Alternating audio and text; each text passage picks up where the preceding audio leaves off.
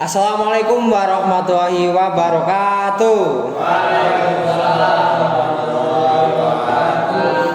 Selamat pagi anak-anak, gimana kabarnya? Baik. Masih semangat belajar apa sudah loyo nih? Loyo. Oh, bagus, semangat. Yang loyo itu biasanya yang belum sarapan ya. Nanti sarapan dulu ya, Mas. Oke, sebelum kita mulai pembelajaran pada pagi hari ini, Bapak ada sedikit motivasi, yaitu kejarlah ilmu sampai ke negeri Cina ya. Jadi kalau kalian belajar itu harus tekun, nggak boleh setengah-setengah, biar hasil yang kalian dapat juga sempurna dan bermanfaat gitu. Oke. Yang belum atau tidak hadir siapa? Dimas, Pak. Dimas, kenapa?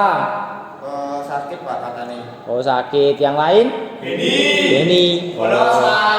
Bolos. Oh, itu nanti nilainya berkurang itu kalau bolos tanpa izin. Oke.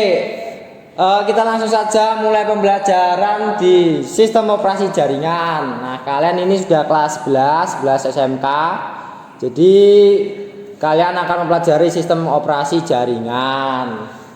Ada yang tahu nggak sistem operasi jaringan itu apa? Sistem operasi deh, ya silakan. Mas Kolbul. Itu, Pak, yang buat jaringan. Oh, boleh. Yang lain? Belum tahu, Pak. Belum tahu. Oke. Jadi intinya sistem operasi itu memudahkan user dalam berinteraksi dengan komputer. Nah, sebelum kita mempelajari itu,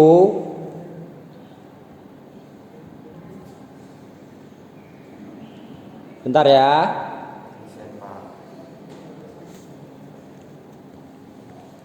Nah, sebelum kalian mempelajari sistem operasi ini, kalian ini juga penting diharapkan selama mempelajari sistem operasi ini itu diharapkan kalian bisa menjelaskan mengenai pengertian sistem operasi secara umum dulu. Jadi bertahap, sebelum kalian mengenal sistem operasi jaringan, kalian harus tahu dulu sistem operasi itu apa, seperti itu. Nah, yang kedua, kalian juga harus memahami dan bisa menjelaskan sistem operasi jaringan yang tepat.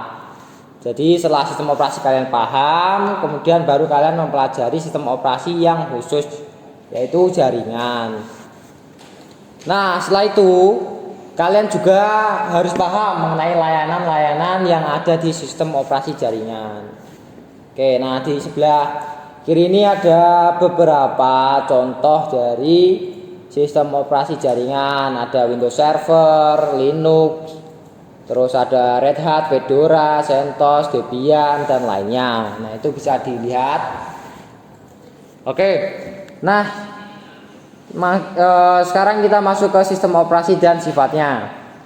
Nah, tadi ada yang belum tahu sistem operasi itu apa. Nah, sistem operasi itu program yang mengendalikan semua fungsi pada komputer. Jadi untuk memudahkan para pengguna ya untuk berinteraksi dengan komputer. Nah, fungsi umumnya itu manajemen perangkat keras, terus ada manajemen file dan folder, manajemen interaksi user, dan manajemen aplikasi. Jadi semua di komputer itu dimanajemen oleh yang namanya sistem operasi. Nah, sistem operasi juga mempunyai dua sifat. Yang pertama itu ada sifat closed source atau proprietary, dan juga open source atau terbuka. Yang sistem operasi closed source ini sistem operasi yang dikembangkan secara internal oleh seseorang atau perkumpulan ataupun perusahaan, misalnya seperti Windows dan macOS. Kalau yang open source itu sistem operasi yang kode programnya dibuka untuk umum. Jadi nanti di sistem operasi open source itu kalian bisa mengotak-atik di dalamnya gitu, sehingga dapat dikembangkan oleh pihak atau individu yang lain. Misalnya seperti di Unix, Linux dan turunannya. Nah, setelah itu ada dua kelompok besar sistem operasi yang biasanya itu sering dipakai atau sering diklasifikasikan. Yang pertama ada sistem operasi desktop, yaitu sistem operasi yang dirancang untuk single user dalam mengendalikan satu komputer. Contohnya itu ada di macOS, Windows, dan lainnya lah, Android. Android tidak termasuk sistem operasi desktop, tapi secara arsitektur juga hampir mirip. Terus yang akan kita pelajari lebih dalam sistem operasi jaringan atau nama lainnya yaitu NOS atau Network Operating System. Itu sistem operasi untuk mengkoordinasikan aktivitas dari beberapa komputer dalam sebuah jaringan. Contohnya Linux, Windows Server, turunannya Linux seperti Debian, Ubuntu gitu. Jadi di dalam sistem operasi jaringan tuh ada beberapa kelompok pengguna seperti admin, terus user biasa, dan itu bisa diatur keamanannya masing-masing, bisa berbeda seperti itu. Nah, sistem operasi jaringan juga memiliki karakteristik tersendiri daripada sistem operasi lainnya, yaitu mendukung penggunaan oleh lebih dari satu user. Yang sudah saya jelaskan tadi, ada pengguna admin, pengguna user biasa, dan yang lain. Terus menjalankan aplikasi yang mampu digunakan oleh lebih dari satu user. Nah, misalkan kalian ada membuat folder di dalam Debian lah misalnya. Nah, itu di folder tersebut masing-masing pengguna semisal admin atau user itu bisa dibatasi aksesnya. Misal admin dia bisa mengedit, menulis dan menyimpan, sedangkan yang user hanya bisa melihat. Seperti itu bisa. Terus ada stabil atau robust, di mana kecil kemungkinan untuk terdapat error pada program. Jadi sistem operasi jaringan ini biasanya lebih stabil dan jarang ada error.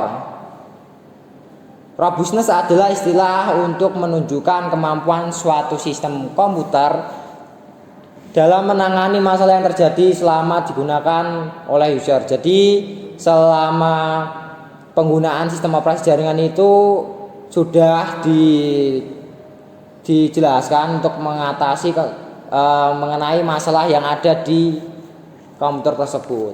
Dan yang terakhir itu memiliki tingkat keamanan data yang lebih tinggi dari sistem operasi desktop. Nah, itu juga saya sudah jelaskan tadi bahwasannya keamanan data ini sangat terjaga.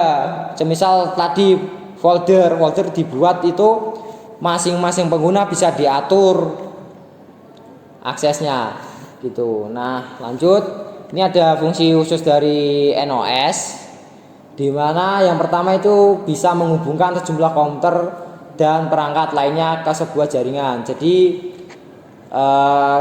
misalnya di dalam sebuah lab itu kan ada terdiri dari beberapa komputer. Nah, itu bisa dikoordinasikan dengan hanya menggunakan satu komputer, tapi itu harus dihubungkan ke dalam sebuah jaringan dulu gitu. Terus ada mengelola sumber daya jaringan. Dan yang ketiga ini ada menyediakan layanan nanti akan kita bahas, ada materi tersendirinya. Dan yang terakhir itu menyediakan keamanan jaringan bagi multiple users. Oke, lanjut. Nah, ini ada contoh sistem operasi yang banyak digunakan. Tentunya sistem operasi jaringan ya. Yang pertama itu ada Unix atau Linux. Ini merupakan sistem operasi yang paling banyak digunakan sebagai server saat ini. Contoh sistem operasi jaringan dengan Linux diantaranya adalah Red Hat, Caldera, SUSE, Debian, Fedora, Ubuntu, dan Slackware. Novell NetWare di tahun 1980-an ini merupakan sistem operasi pertama. Nah, ini Novell NetWare ini sistem operasi pertama yang memenuhi persyaratan untuk membangun sebuah jaringan komputer. Jadi sistem operasi jaringan pertama yang ada di dunia yang dipakai dalam yang memenuhi syarat untuk jaringan komputer ini novel netware. Untuk materi ini kalian bisa pelajari lebih lanjut lagi di Google, udah banyak, jadi kalian bisa searching aja. Dan yang terakhir ada Microsoft Windows. Microsoft juga pernah mengeluarkan Windows Server sebagai sistem operasi jaringannya, mulai dari versi awalnya yaitu Windows Server 2000 hingga yang terakhir Windows Server 2012. Namun di Windows Server ini masih kalah pamor dengan Linux ya, yang sebagian besar sudah digunakan oleh perusahaan-perusahaan tinggi. Terus nah ini ada layanan sistem operasi jaringan. Sebelum ke layanan sistem operasi jaringan, ada yang mau ditanyakan dulu enggak? Oke, belum ada ya. Mungkin terlalu gampang ya buat kalian ya. Oke, lanjut. Layanan umum yang sering digunakan, yaitu yang pertama adalah layanan berbagi berkas atau file sharing. Terus ada layanan berbagi alat pencetak atau printer sharing, DNS service, DHCP service, mail service, dan web service. Kalau yang layanan berbagi berkas ini biasanya berbagi file, jadi melewati database nantinya. Nah, yang pertama ada mail server. Mail server itu layanan atau perangkat lunak program yang mendistribusikan file atau informasi sebagai respon atas permintaan yang dikirim via email. Nah, ini ada gambarnya. Jadi kalau kalian mengirim email itu cara kerjanya seperti ini. Jadi data pengirim akan masuk melalui server email ISP pengirim, terus masuk ke ini server email ISP penerima, terus akan dilanjutkan ke komputer penerimanya. Namun di server email ISP pengirim ini akan dilakukan ada yang namanya server DNS. Nah, ini yang akan mengolah data ini sebelum ke server email ISP. Jadi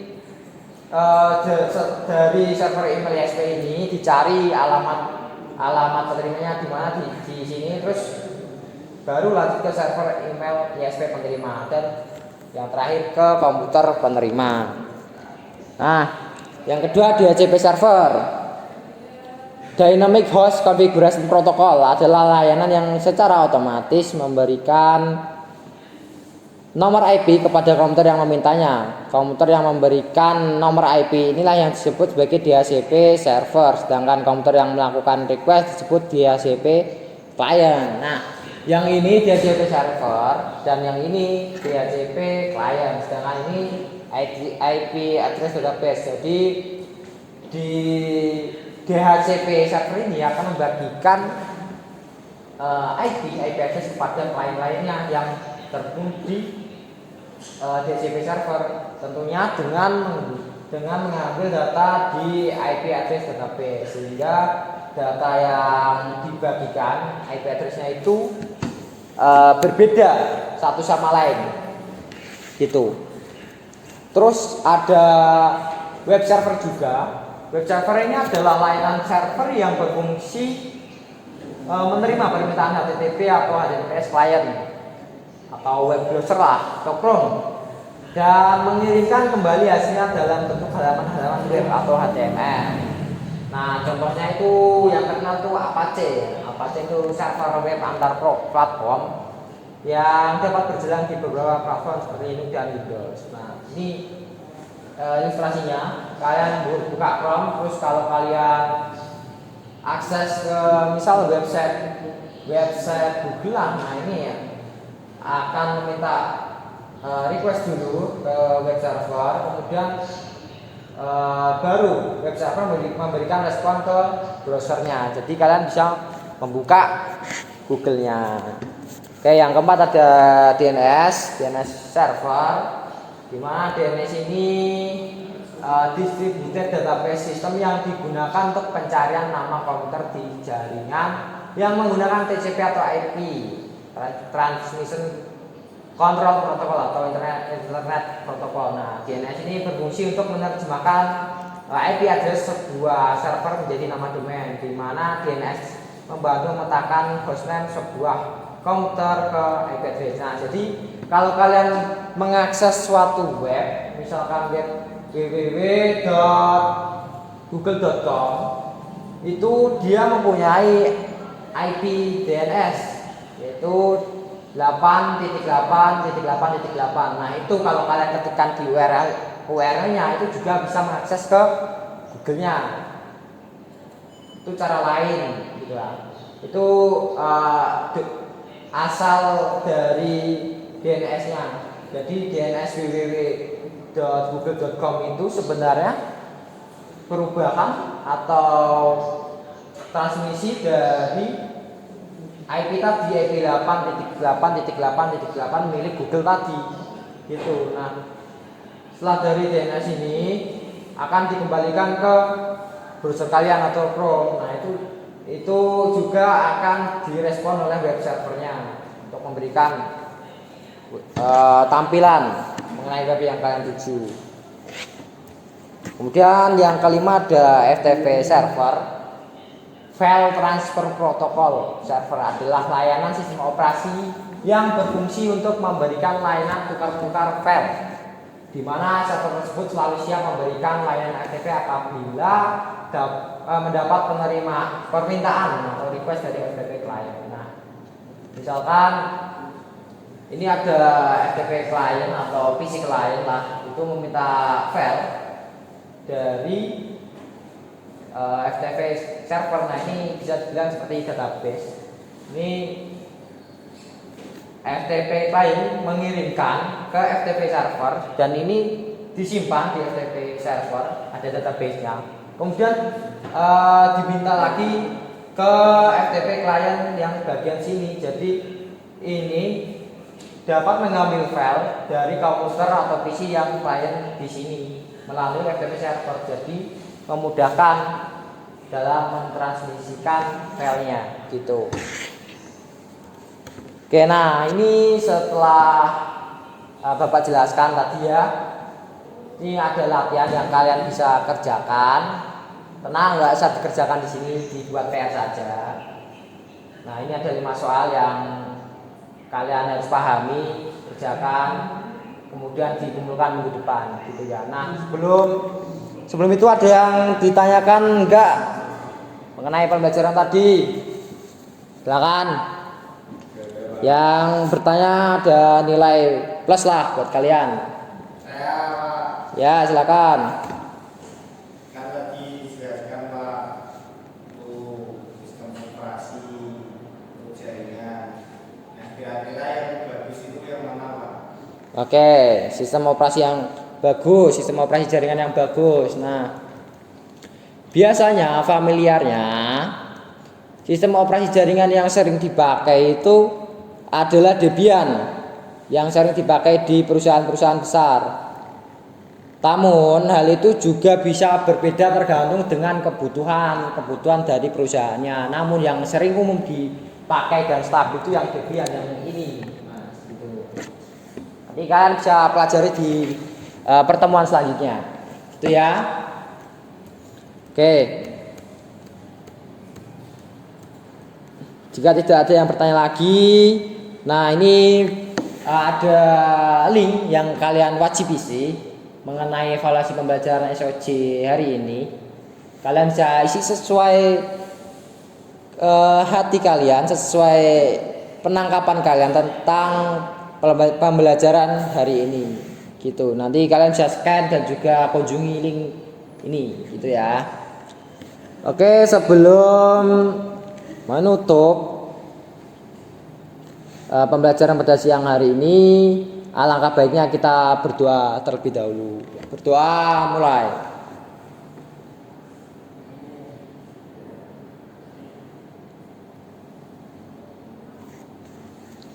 Oke, berdoa selesai. Oke, Bapak cukupkan. Terima kasih atas perhatiannya. Saya apresiasi buat teman-teman yang teman-teman yang hadir pada pagi hari ini yang udah mengikuti pembelajaran Bapak. Saya doakan sukses semua. dan bisa menjadi penerus bangsa yang hebat. Terima kasih. Wassalamualaikum warahmatullahi wabarakatuh.